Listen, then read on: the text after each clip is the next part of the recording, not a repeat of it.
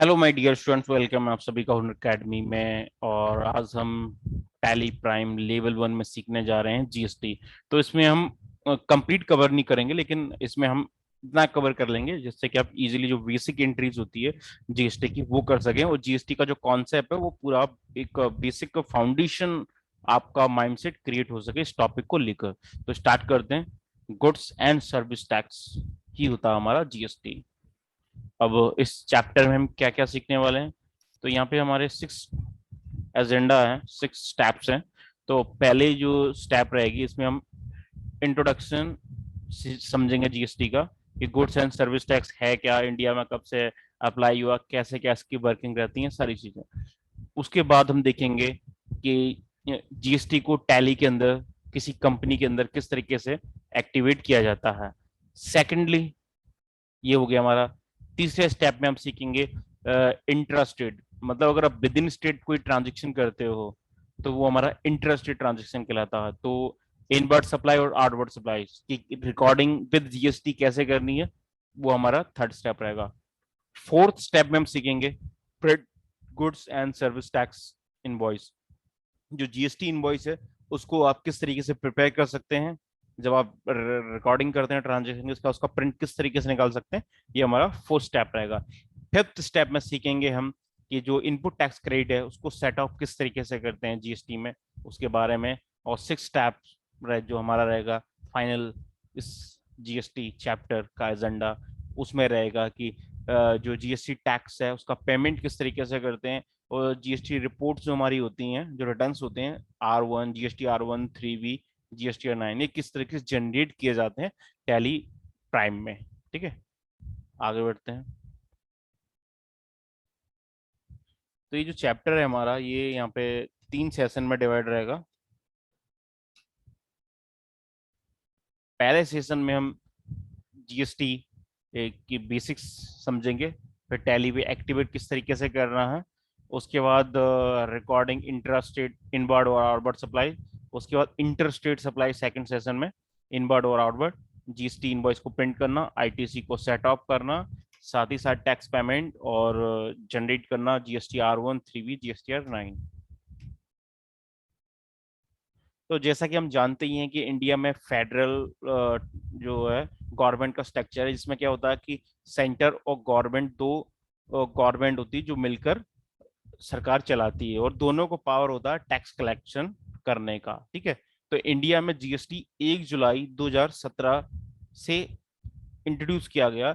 1 जुलाई 2017 के बाद से आप अगर इनडायरेक्ट टैक्सेस की बात करें तो गुड्स एंड सर्विस टैक्स का हम यूज करते हैं। ठीक है, तो जीएसटी अपने आप में एक बहुत ही बड़ा टैक्स रिफॉर्म है, और ये सिर्फ एक टैक्स रिफॉर्म ना होकर बिजनेस रिफॉर्म भी है, क्योंकि कंप्लाइंसेस का जो वर्डन होता था पहले, बहुत सारे अलग अलग टैक्सेस होते थे, और सारे टैक्सेस से क्या होता था कि कंप्लाइंसेस काफी सारे उनके होते थे, हालांकि वो क्वार्टरली होते थे, लेकिन फिर भी काफी सारे कंप्लाइंसेस को फॉलो करना पड़ता था, और हर एक जो टैक्स होता था उसके लिए एक अलग रजिस्ट्रेशन लेना पड़ता था।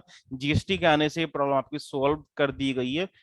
अगर आपके जो बिजनेस है उसके ऊपर जीएसटी की लाइबिलिटी आती है कि आपको जीएसटी रजिस्ट्रेशन लेना, तो सिर्फ आपको एक रजिस्ट्रेशन लेना, उसमें आप सारी गुड्स सारी service with in state without state के बाहर इजिली उसको सप्लाई कर सकते हैं बिना किसी प्रॉब्लम के। ठीक है, और जो मेन इसमें है जीएसटी में वो क्या है कि पहले जो टैक्स सिस्टम होता उसमें समरी बेस्ड रिटर्न फाइल किया जाता था। मतलब आप जिस क्वार्टरली जो हम फाइल करते थे उसमें ये होता था कि 3 मंथ में हमने कितना माल खरीदा उसका टोटल, और कितना माल बेचा उसका टोटल, इस तरीके से रिटर्न फाइल होता था विद 10 नंबर के साथ में, जो वेट नंबर होता था हमारा। लेकिन जीएसटी में कॉन्सेप्ट अलग हो गया। जीएसटी में क्या हो गया, आप एक एक बिल आप जीएसटी पोर्टल पे डालोगे, जो भी आपने सप्लाई किया है, और जो सप्लायर है वो उसके 2A में 2B में रिफ्लेक्ट होगा, और उसी के बेसिस पे वो आईटीसी क्लेम कर सकेगा। तो ये मेजर चेंज है, जिससे क्या जीएसटी में काफी कंप्लाइंसेस का वर्क बढ़ गया है, और जो अकाउंटिंग है वो बहुत जरूरी है कि आप उसको कंप्यूटराइज सिस्टम डिजिटलाइज करें, क्योंकि अगर आप मैनुअल अकाउंटिंग करोगे तो आपके ऊपर बहुत बड़ा वर्कलोड रहने वाला है। और जो जीएसटी रिटर्न है हम क्वार्टरली फाइल कर सकते हैं, मंथली फाइल कर सकते हैं, हमारे बिजनेस की क्राइटेरिया के ऊपर कि जीएसटी ने क्या डिसाइड किया कि भैया कितने बिजनेस के लिए कितना क्राइटेरिया। जैसे फॉर एग्जांपल मैं आपको भी बता दूं कि कंपोजिशन स्कीम है, तो अगर आपका 1.5 करोड़ तक का टर्नओवर है तो आप कंपोजिशन स्कीम ले सकते हैं। ठीक है, उसके बाद आपका जो टर्नओवर होगा तो उसके लिए आपको फिर रेगुलर में कन्वर्ट होना ही पड़ेगा। ठीक है, और अगर आपको 5 करोड़ तक का टर्नओवर है तो वो क्वार्टरली रिटर्न फाइल कर सकते हैं। लेकिन 5 करोड़ से ऊपर आपका टर्नओवर होगा जिस दिन, उस दिन आपको मंथली रिटर्न फाइल करना ही पड़ेगा। और ये बाकी डिटेल्स हम आगे आने वाले स्लाइड्स में देखेंगे।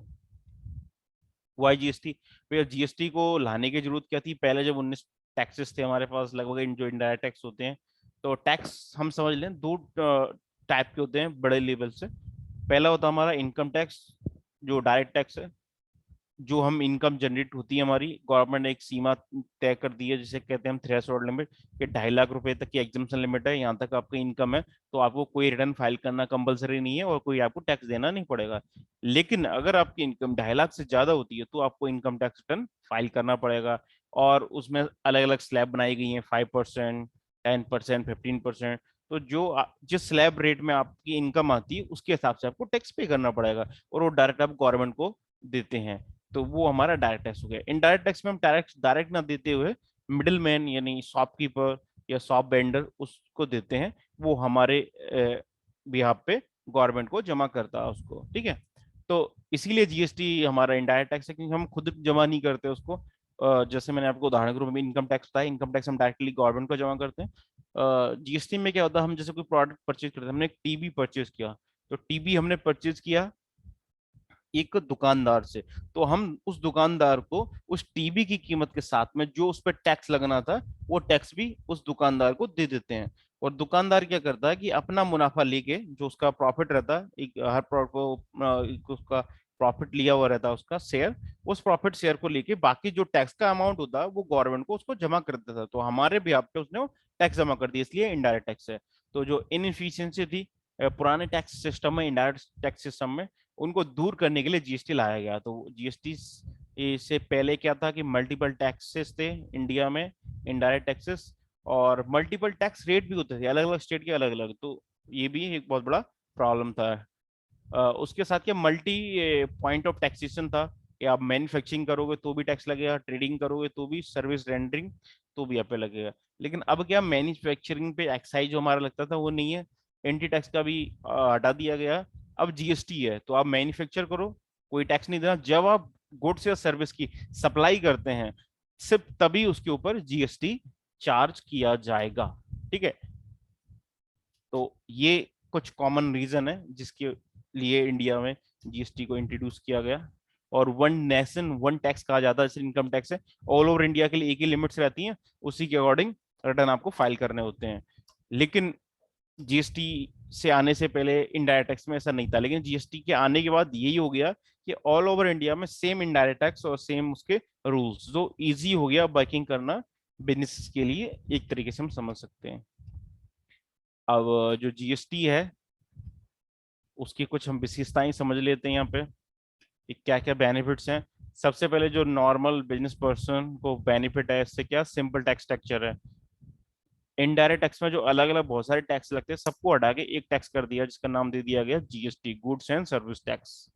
ठीक है, तो अब सिंपल टैक्स है, एक ही टैक्स रहेगा, तो वो इजी होगा समझने में, और उसको उसकी कंप्लायंस उसको फुलफिल करने में। जैसे आपके अगर पहले जो हमारे टैक्स थे इनडायरेक्ट टैक्स लगे 19 टैक्सेस थे, तो आपको 19 रिटर्न फाइल करने पड़ते, भले आप क्वार्टरली या 6 ईयरली या एनुअली फाइल करते थे। लेकिन जब आप जीएसटी में आ गए तो सिर्फ आपको एक रिटर्न फाइल करना, फिर गुड्स की सर्विस हो, सर्विस की सर्विस हो, तो वो बहुत इजी है आपके लिए। दूसरा, एलिमिनेट कास्केडिंग फैक्ट। मैं आपको बता चुका हूँ कि पहले टैक्स के ऊपर टैक्स लगता था, कि कोई चीज 100 रुपए की है जैसे विद प्रॉफिट एक बिजनेसमैन की, तो उसमें वो अपना उसमें एक्साइज लगाता था उसके ऊपर। उसके बाद फिर आगे जब सेल होता था, जब वो सेल करता था, फिर उसके ऊपर सेल्स टैक्स लगाता था। अगर वो एक स्टेट से दूसरे स्टेट में सेल करता था तो उस पर एंटी टैक्स लगता था। तो इस तरीके से तमाम टैक्स के ऊपर टैक्स लगता है। जीएसटी के आने से ये नहीं हो रहा है, क्योंकि इसमें क्या होता है, जीएसटी में आपको जो टैक्स पहले लग गया है उसकी आपको रिवेट मिलती है, इनपुट मिलती है। तो वो वर्किंग इजी है बजाय पुराने टैक्स सिस्टम के। टेक्नोलॉजी ड्रिवन है। पहला जो सिस्टम था वो टेक्नोलॉजी ड्रिवन उतना नहीं था, हालांकि उसमें भी धीरे धीरे टेक्नोलॉजी का यूज होना स्टार्ट हो गया था, आप ऑनलाइन रिटर्न फाइल कर सकते थे, लेकिन उतनी टेक्नोलॉजी नहीं थी जितनी जीएसटी में। आज हर एक काम जीएसटी का जो भी होता उसके लिए टेक्नोलॉजी का यूज होता। और पूरा रजिस्ट्रेशन से लेकर registration cancellation, return filing, audit, जो भी वर्किंग, सब ऑनलाइन टेक्नोलॉजी का यूज करते हुए होता है। चौथा जो इसका बेनिफिट है वो क्या है कि गवर्नमेंट को इंक्रीज रेवेन्यू, गवर्नमेंट का रेवेन्यू इंक्रीज हो रहा है क्योंकि कंप्लाइंसेस इजी हो गए हैं, कंप्लाइंसेस कम हो गए हैं। तो अगर गवर्नमेंट को प्रॉपर डिटेल्स मिल रही हैं तो गवर्नमेंट इजीली स्क्रूटनी भी कर सकती है, और जो टैक्स पेयर है वो टाइमली रिटर्न भी फाइल करते हैं।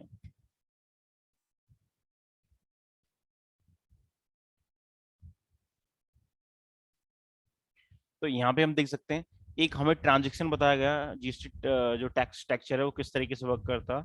तो सीजीएसटी और एचजीएसटी, तो on every supply of goods and service a tax component of central and state tax will be applicable.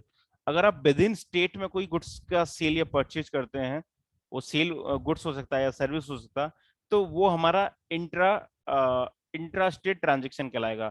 और जब इंट्रा स्टेट ट्रांजेक्शन होगा तो उस पर सीजीएसटी और एसजीएसटी दो टैक्सेस हम लगाएंगे, दो टैक्सेस हेड लगाएंगे। तो पहला कौन सा हो गया, सीजीएसटी, दूसरा कौन सा हो गया, एसजीएसटी।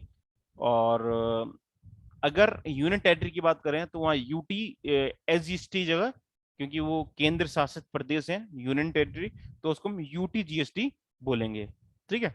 तो कर्नाटक एक स्टेट है, वो कर्नाटक से के अगर दूसरे व्यापारी को हम सेल कर रहे हैं तो हम पे सीजीएसटी और एसजीएसटी एप्लीकेबल होगा। तो ये किस तरीके से होता है, जैसे कि मान ले हम कि यहाँ पे मेरे पास 5% है, कोई प्रोडक्ट है उस पर टैक्स परसेंट कितना, 5%। तो अब ये आधा, अब यहाँ पे आपको क्या होगा कि सीजीएसटी और एसजीएसटी चार्ज करना 5% है, मूंगफली है उसमें 5% टैक्स है, तो इसमें का मतलब ये होगा कि 2.5% मुझे यहाँ पे सी सीजीएसटी का पेमेंट करना पड़ेगा, और 2.5% मुझे यहाँ पे एसजीएसटी का पेमेंट करना पड़ेगा। ठीक है। तो ये 5% इस तरीके से रहता है। आगे हम देखते हैं।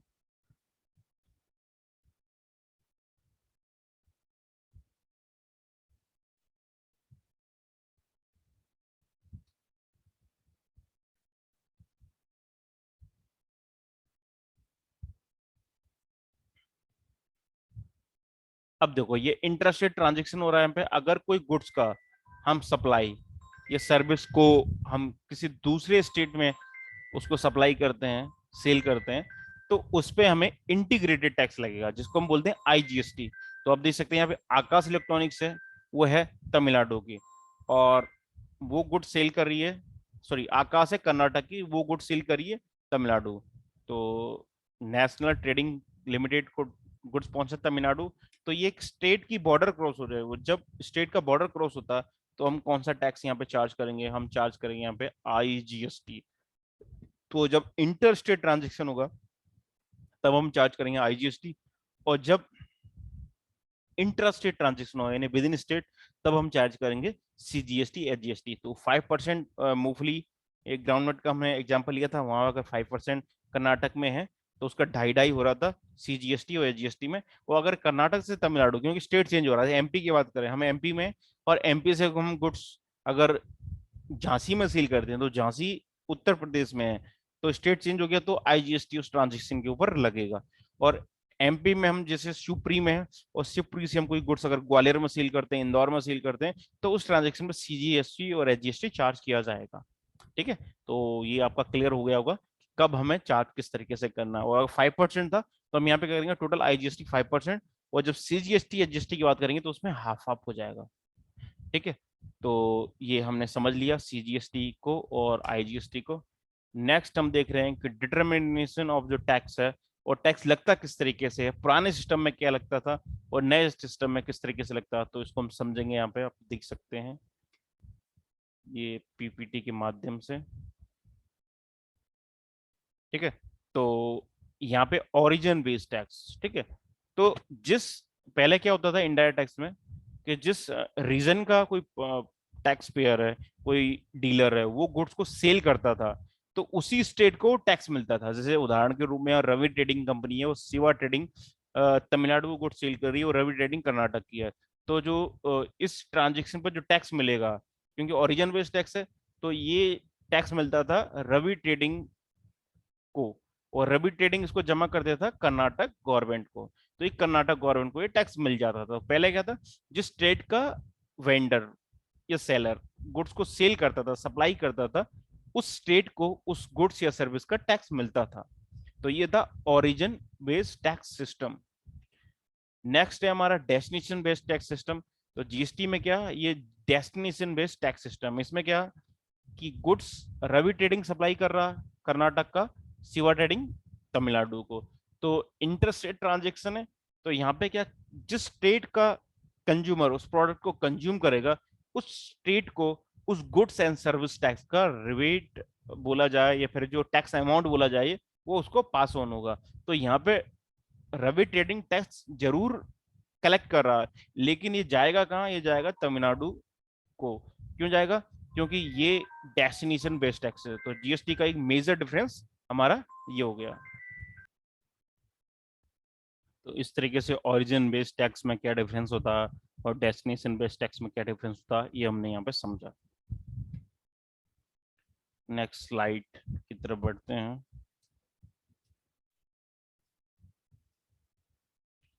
GST registration. तो जीएसटी रजिस्ट्रेशन किसको लेना पड़ता है, क्या इसके लिए लिमिट सेट कर दी गई गवर्नमेंट के द्वारा, ये सब हम इस चैप्टर में समझेंगे।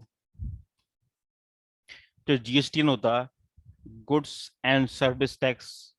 आईएन मतलब आइडेंटिफिकेशन नंबर, वो हमारा 15 डिजिट का होता है, जिसमें 10 डिजिट पैन नंबर के, स्टेट कोड बाय डिफॉल्ट एक डिजिट, फिर यहाँ पे आपका पैन होल्डर स्टेट का नंबर, और यहाँ पे एक चेकसम डिजिट। इन सब से मिलके एक 15 डिजिट का हमारा जीएसटी नंबर बनता है, जिसमें 10 डिजिट परमानेंट अकाउंट नंबर, हमारा जो पैन नंबर होता है उसके होते हैं। ठीक है। तो GST one tax one nation की थ्योरी पे बेस्ड है। तो ऑल ओवर इंडिया में अगर आपको वर्किंग करना हो जीएसटी की, तो आपको जीएसटी का रजिस्ट्रेशन लेना पड़ेगा। लेकिन इसमें थोड़ा सा डिफरेंस है कि अगर आप हर स्टेट में सप्लाई कर सकते हो, हर स्टेट से आप सप्लाई ले सकते हो, लेकिन अगर आप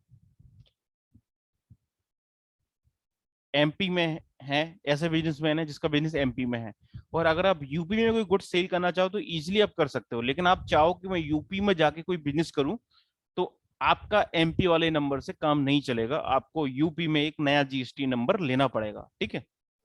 तो ये एक डिफरेंस है। अब हम देख लेते हैं कि जीएसटी में जो रजिस्ट्रेशन लेना है वो किस तरीके से लेते हैं, और रेगुलर और कंपोजिशन, इसमें दो टाइप के रजिस्ट्रेशन में मिलते हैं, वो किस तरीके से होते हैं।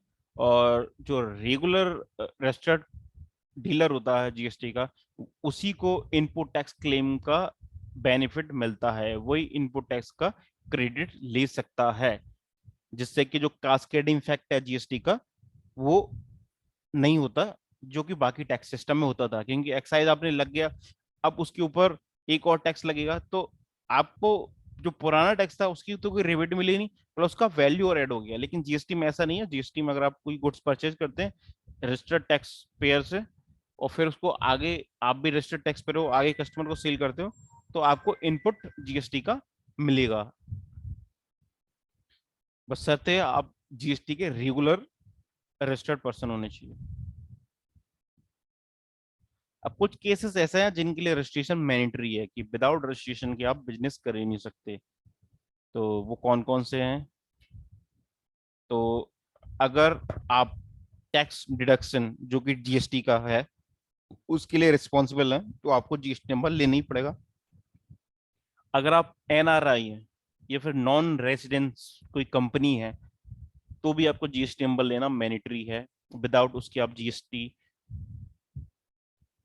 लिए हुए इंडिया में बिजनेस नहीं कर सकते। इनपुट सर्विस डिस्ट्रीब्यूटर हैं, तो भी आपको जीएसटी नंबर लेना पड़ेगा।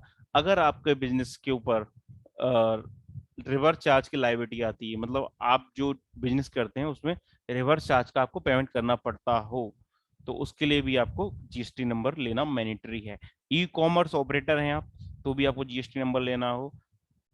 उसके अलावा अगर आप ऑनलाइन प्लेटफॉर्म के थ्रू सेल करते हैं, सेलर हैं, तो भी आपको जीएसटी नंबर लेना कंपलसरी है।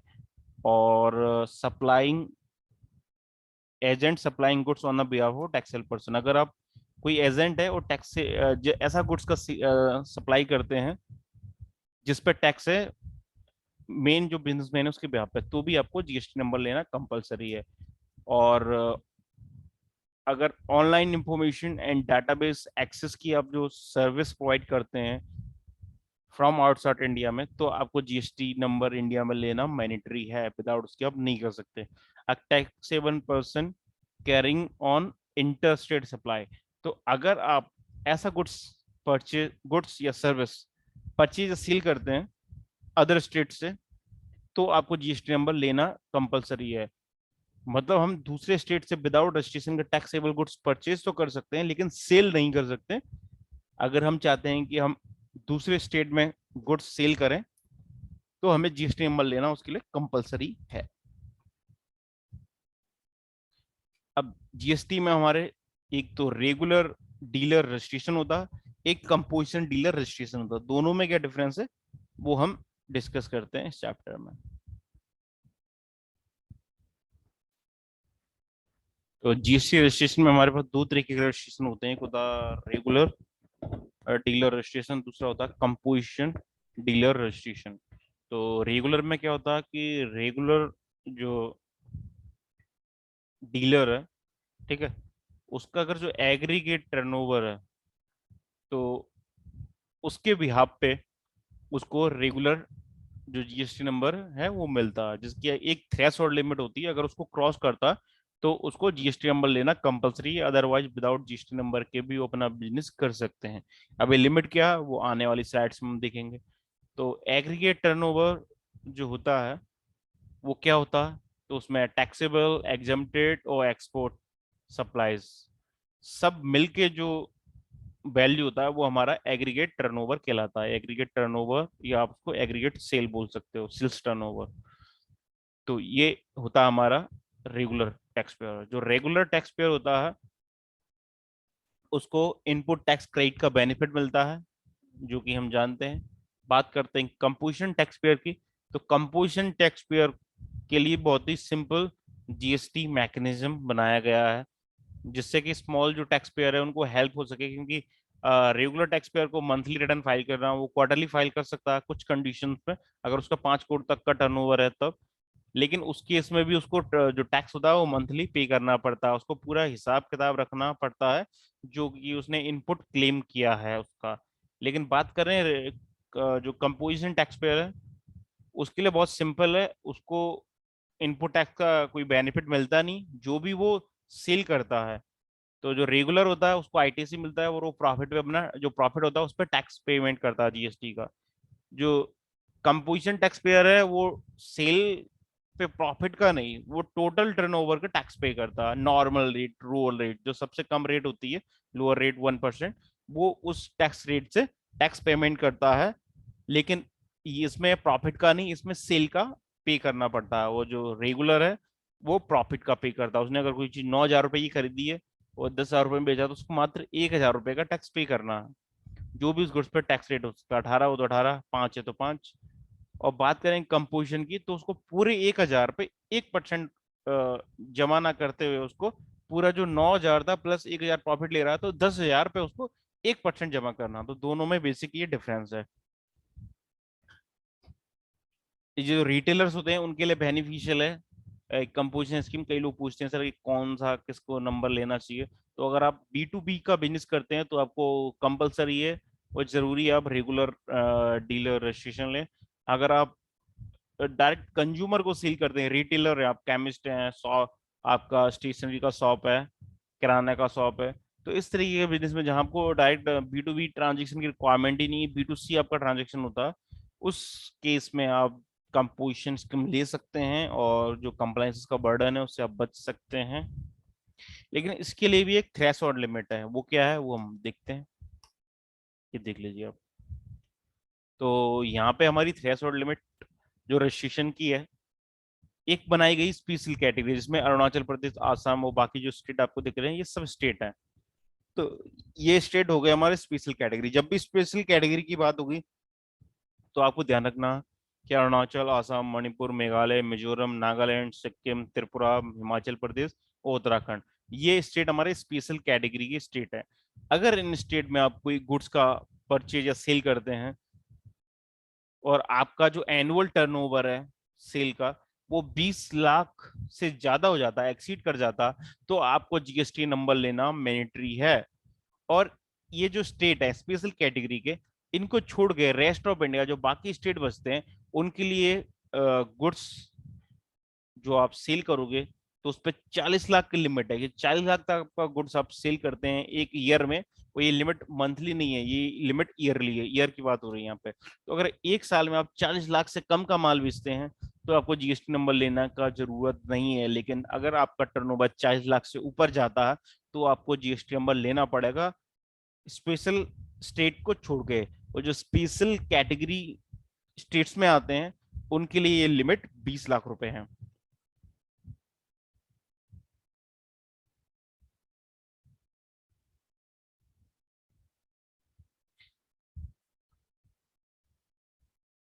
अब बात करें सर्विसेज की, तो सर्विसेज के लिए ये जो थ्रेशोल्ड लिमिट है स्पेशल कैटेगरी स्टेट के लिए 10 लाख रुपीज है, 10 लाख रुपए है। और बाकी जो स्टेट बचते हैं उनके लिए 20 लाख है कि अगर सर्विस का आप बिजनेस कर रहे हैं, आप सर्विस का सेल कर रहे हैं, तो आप 20 लाख रुपए तक विदाउट जीएसटी नंबर के बिजनेस कर सकते हैं। लेकिन जिस दिन आपका बिजनेस 20 करोड़ से ऊपर का, 20 लाख से ऊपर का होता, तो आपको जीएसटी नंबर लेना कंपलसरी हो जाएगा नॉर्मल स्टेट के लिए। और ऐसा कोई स्टेट जो स्पेशल कैटेगरी में आता तो उसको 10 लाख के टर्नओवर पे के ऊपर जो टर्नओवर होगा तो तब जीएसटी नंबर लेना पड़ेगा। तो ये थी जीएसटी की थ्रेशोल्ड लिमिट सर्विस और गुड्स की, ये हमने समझा। अब बात करते हैं, ये जो अभी तक लिमिट हमने देखी ये थी कंपोजिशन डीलर के लिए। अब यहाँ बात कर रहे हैं, सॉरी, रेगुलर के लिए। अब हम यहाँ पे बात कर रहे हैं कंपोजिशन के लिए। तो कंपोजिशन में क्या, तो कंपोजिशन हम जानते हैं कि हमें टर्नओवर का 1% टैक्स देना पड़ता है। तो हर कोई कंपोजिशन ले लेगा ऐसा नहीं है। पहले तो B2B सप्लाई नहीं कर सकता कंपोजिशन जो टैक्स पेयर है, क्योंकि अगर वो करता है तो जो सामने वाला व्यापारी है उसको इनपुट नहीं मिलेगा, इनपुट पास ऑन नहीं कर सकता, वो टैक्स इनवॉइस नहीं बना सकता। तो एक तो इसलिए वो जीएसटी नंबर कंपोजिशन में नहीं लेगा। दूसरा रीजन क्या है कि इसकी लिमिट है। स्पेशल कैटेगरी जो स्टेट्स हैं उनके लिए 75 लाख है, 75 लाख तक का कारोबार आप करते हो इन स्टेट में जो स्पेशल कैटेगरी में आते हैं, तो आपको जीएसटी नंबर लेना कंपलसरी नहीं है, मैंडेटरी नहीं है आपके लिए। लेकिन बाकी जो स्टेट है उनमें ये लिमिट दुगनी है, डेट कोड है कि डेट कोड तक का आप टर्नओवर करते हो तो आपको जीएसटी में कंपोजिशन स्कीम का बेनिफिट मिल सकता है। जैसे ही आपका टर्नओवर डेट कोड से ऊपर हो जाएगा और स्पेशल स्टेट में 75 लाख से ऊपर हो जाएगा तब आपको जीएसटी नंबर लेना पड़ेगा रेगुलर वाला। अभी आप कंपोजिशन में भी काम चला सकते हैं। तो 20 लाख और 40 लाख गुड्स के लिए आपको जीएसटी नंबर लेना मैंडेटरी नहीं है। लेकिन अगर आप सर्विस की बात करें तो सर्विस में 10 लाख और 20 लाख। और कंपोजिशन स्कीम किस टर्नओवर तक ले सकते हैं, तो वो 75 लाख रुपए स्पेशल कैटेगरी के लिए। और रेस्ट ऑफ इंडिया जो बाकी स्टेट बचते हैं हमारे उनके लिए डेट कोड है इस सीमा तक कि अगर आपका बिजनेस है तो आप कंपोजिशन स्कीम ले सकते हैं। जिस दिन आपका टर्नओवर ज्यादा होगा तो आपको रेगुलर टैक्स पेयर बनना ही होगा। और ये 1 अप्रैल 2019 से एप्लीकेबल है, इससे पहले सीमाएं अलग थी। तो अब यही लेटेस्ट है तो इसलिए हम इसी पे डिस्कस करेंगे। अब देखो जो टैक्स टेक्सचर है वो किस तरीके से डिजाइन है, किस पे कितना परसेंट लगेगा, वो कैसे गवर्नमेंट डिसाइड करती है, तो वो उसका हम एक प्रीव्यू देख लेते हैं यहाँ पे।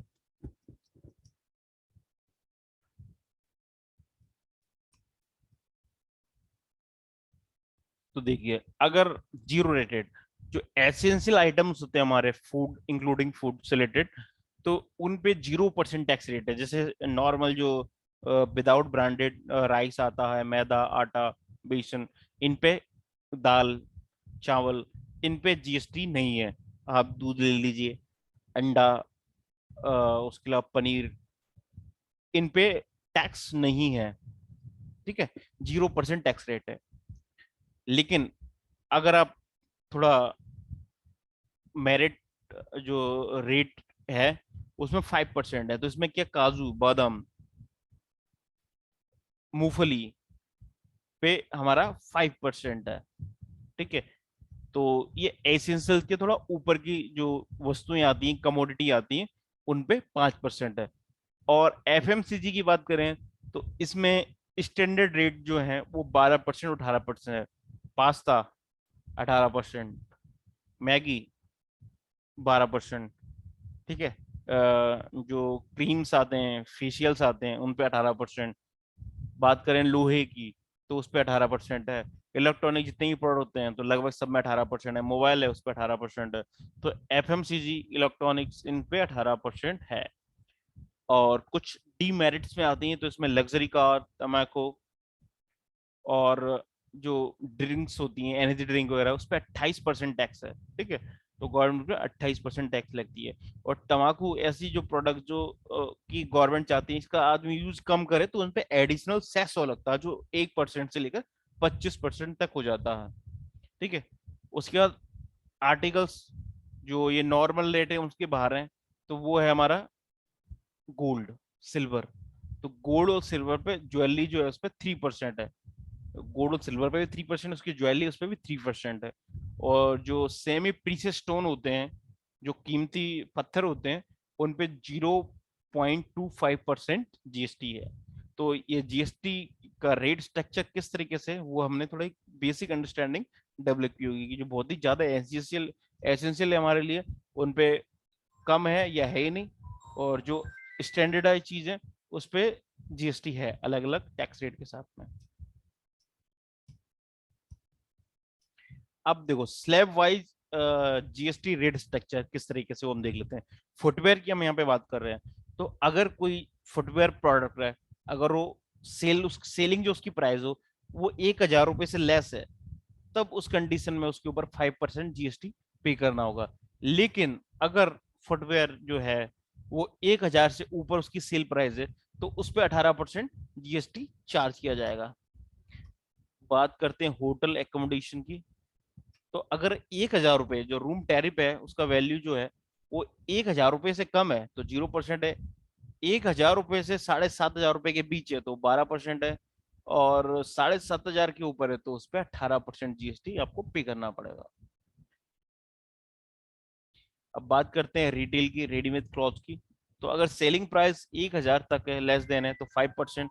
वो 1,000 के ऊपर अगर आपका सेलिंग प्राइस है तो उस पर आपका 12% आपको जीएसटी स्लैब लगेगा।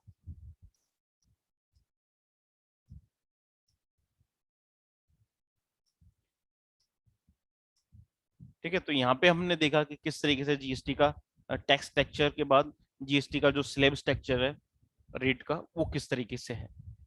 तो अब हम नेक्स्ट देखते हैं प्लेस ऑफ सप्लाई। तो supplies of goods and service. तो जीएसटी में प्लेस ऑफ सप्लाई बहुत ही इंपॉर्टेंट रोल प्ले करता है, क्योंकि जीएसटी एक सप्लाई बेस्ड टैक्स है। तो जब तक आप सप्लाई ऑफ प्लेस का अंडरस्टैंडिंग नहीं होगा, तब तक कौन सा टैक्स लगना, कितना लगना, वो आप डिटरमाइन नहीं कर सकते। ठीक है। और जीएसटी में जो सप्लाई से मतलब है वो गुड्स सर्विस दोनों हैं। और sale, transfer, rental, lease, disposal जो कि बिजनेस पर्पज से है, वो सब यहाँ पे सप्लाई में आता है। तो प्लेस ऑफ सप्लाई से यहाँ पे क्या मतलब है जीएसटी में। तो जीएसटी में प्लेस ऑफ सप्लाई से मतलब ये है कि जिस प्लेस पे गुड्स को सप्लाई किया जाना, उसी बेसिस पे टैक्स डिटरमाइन होता है। तो बहुत इंपॉर्टेंट रोल होता है यहाँ पे प्लेस ऑफ सप्लाई का। तो जैसे कि हम बात करें इंट्रा स्टेट, तो इंट्रा स्टेट में क्या होता है, विद इन स्टेट। जैसे हम मध्य प्रदेश में हो, मध्य प्रदेश में अगर एक जिले से दूसरे जिले में गुड्स सेल करते हैं तो वो हमारा इंट्रा स्टेट ट्रांजेक्शन कहलाएगा, मतलब विद इन स्टेट। तो उस केस में हम सीजीएसटी और एसजीएसटी चार्ज करेंगे। और जब बात करेंगे हम यूनिट एंड टेरिटरी की, तो वहां एसजीएसटी की जगह यूटीजीएसटी आ जाएगा। ठीक है। लेकिन जब हम कोई goods outside the state sell करेंगे तो उसका सप्लाई ऑफ प्लेसेस जो होगा वो अदर स्टेट है। तो उस केस में हम यहाँ पे आईजीएसटी चार्ज करेंगे, इंटीग्रेटेड जीएसटी चार्ज करेंगे इंटरस्टेट ट्रांजेक्शन पे। तो प्लेस ऑफ सप्लाई का बहुत इंपॉर्टेंट है जीएसटी में, क्योंकि इसके की आपको अंडरस्टैंडिंग नहीं होगी तो बिना इसके आप प्रॉपर टैक्स चार्ज नहीं कर सकते, और आपको कई सारी प्रॉब्लम्स को फेस करना पड़ेगा। अब यहाँ पे कुछ चीजें हैं, time of supply, value of supply, ये क्या है, इनको हम एक एक करके समझ लेते हैं। तो यहाँ पे पहले हमारा टाइम ऑफ सप्लाई कि टाइम उसी पे डिसाइड हुआ कि जब गुड सप्लाई होता है तो वो किस दिन हुआ था, किस जगह से हुआ था। ये बहुत जरूरी है जीएसटी में, क्योंकि जब हम ई वे बिल या इनवॉइस बनाते हैं तो उसके लिए एक टाइम पीरियड होता है कि एक गुड्स को सप्लाई होने में कितना टाइम लगेगा। तो ये पूरा डिटरमाइन होता है हमारा टाइम ऑफ सप्लाई से, कि किसी गुड्स को कब सप्लाई किया गया, उसका जो टैक्स है वो कितने टाइम में आपको पे करना था, या उसके लिए ई इनवॉइस बनाना था या ई बिल बनाना था, तो उसके जरिए वो गुड्स कितने टाइम में सप्लाई हो जाना था। ये सब आता हमारा टाइम ऑफ सप्लाई में। उसके बाद supply, value of supply, value of supply में टैक्सेबल गुड्स, कोई भी गुड्स, वो वैल्यू जिसके ऊपर हम टैक्स लगाते हैं वो उसकी टैक्सेबल वैल्यू कही जाती है, जिसे हम बोलते हैं वैल्यू ऑफ सप्लाई। तो मान के लो एक मोबाइल है, वो 1 लाख रुपए का है, वो 18,000 रुपए उसके ऊपर जीएसटी है, तो जो उसका वैल्यू ऑफ सप्लाई होगा वो होगा 1 लाख रुपए, क्योंकि जो 18,000 रुपए है वो टैक्स है। तो इसी से डिटरमाइन होगा कि उस पर टैक्स कितना लगना है। अगर कई बार ये होता है कि गुड्स सेल किया विदाउट इनवॉइस के, तो उसका जो वैल्यू होता है, जो उसका विदाउट टैक्स वैल्यू होता है, टैक्सेबल वैल्यू होता है, वो हमारा डिटरमाइन उसी के आधार पे होता है कि टैक्स कितना लगना है। तो वो होगा हमारा वैल्यू ऑफ सप्लाई। उसके बाद इनवॉइसिंग, जीएसटी में बहुत इंपॉर्टेंट है इनवॉइसिंग, और टैली प्राइम इसमें हमें बहुत हेल्प करता है इनवॉइसिंग में। अगर आप टैली प्राइम यूज करते हैं तो आपको कोई भी प्रॉब्लम सॉल्व करने की जरूरत मैनुअली नहीं है, ऑटोमेटिक आपका डिजिटलाइट फॉर्म में आपका रिटर्न की डिटेल्स, जो आप इनवॉइसिंग करते हैं, एंट्री, उसका रिकंसिलिएशन, सब काम टैली में इजीली हो जाता है। तो बात करते हैं इनवॉइसिंग की। तो इनवॉइसिंग बहुत जरूरी है जीएसटी में कंप्लाइंस के लिए, और बिजनेस में भी हमें रिक्वायरमेंट पड़ती है इशू करने की, ताकि जो कस्टमर है कभी अगर वो रिटर्न करता है या उसमें वारंटी है तो वो उस बिल के साथ में हम पता कर सकें कि ये हमारा कस्टमर है कि नहीं। तो हम दो तरीके के यहाँ पे इनवॉइस इशू करते हैं। एक होता है हमारा टैक्स इनवॉइस। तो टैक्स इनवॉइस में हम वो गुड्स इशू करते हैं जिस गुड्स पर टैक्स है। अगर किसी गुड्स पर टैक्स है या सर्विस पर टैक्स है तो उसके लिए हम टैक्स इनवॉइस इशू करेंगे। और ऐसा गुड्स जिस पर कोई टैक्स नहीं है तो उसके लिए हम बिल ऑफ सप्लाई इशू करेंगे। क्या इशू करेंगे? Bill of supply. और अगर कुछ ऐसे बिल्स होते हैं जिसमें टैक्सेबल और टैक्स फ्री दोनों तरह की गुड्स हैं, तो उसको हम बोलेंगे tax invoice come bill of supply. ठीक है। तो जो कंपोजिशन टैक्स पेयर है, अगर वो टैक्स वाले गुड्स सेल करता है तो भी उसे क्या बनाना पड़ेगा? बिल ऑफ सप्लाई, क्योंकि कंपोजिशन टैक्स पेयर को इनपुट टैक्स की क्रेडिट लेने का बेनिफिट नहीं मिलता है। तो भले ही वो कोई टैक्स वाली गुड्स सेल कर रहा है, लेकिन वो बनाएगा क्या? Bill of supply. क्यों? क्योंकि वो कस्टमर से जीएसटी चार्ज नहीं कर सकता, उसको उसके टर्नओवर का 1% टैक्स जमा करना होता है। तो बिल ऑफ सप्लाई हम कब बनाएंगे? जब आप कोई regular person tax free goods का सेल कर रहा हो, या फिर कंपोजिशन व्यापारी, या फिर जीएसटी में कोई व्यापारी रजिस्टर्ड भी नहीं है तो भी वो जो बनाता है उसे हम बिल बोलते हैं। तो वो होता है बिल ऑफ सप्लाई, जिसमें वो जानकारी होती है कि हमने क्या गुड्स सेल किया। ठीक है। तो आगे बढ़ते हैं।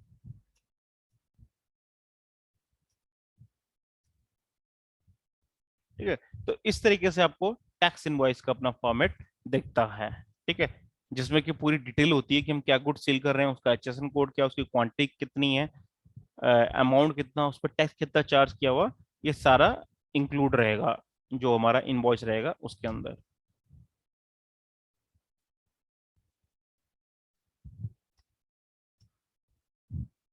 अब इनपुट टैक्स क्रेडिट को सेट ऑफ कैसे करना है? तो इनपुट टैक्स क्रेडिट होती क्या है, तो इसको हम देखेंगे नेक्स्ट सेशन में। तो इस सेशन में इतना ही। अगर आपका कोई क्वेरी है तो आप कमेंट कर सकते हैं। नेक्स्ट सेशन में हम समझेंगे इनपुट टैक्स क्रेडिट और बाकी आगे आने वाले जो फीचर्स हैं उनके बारे में।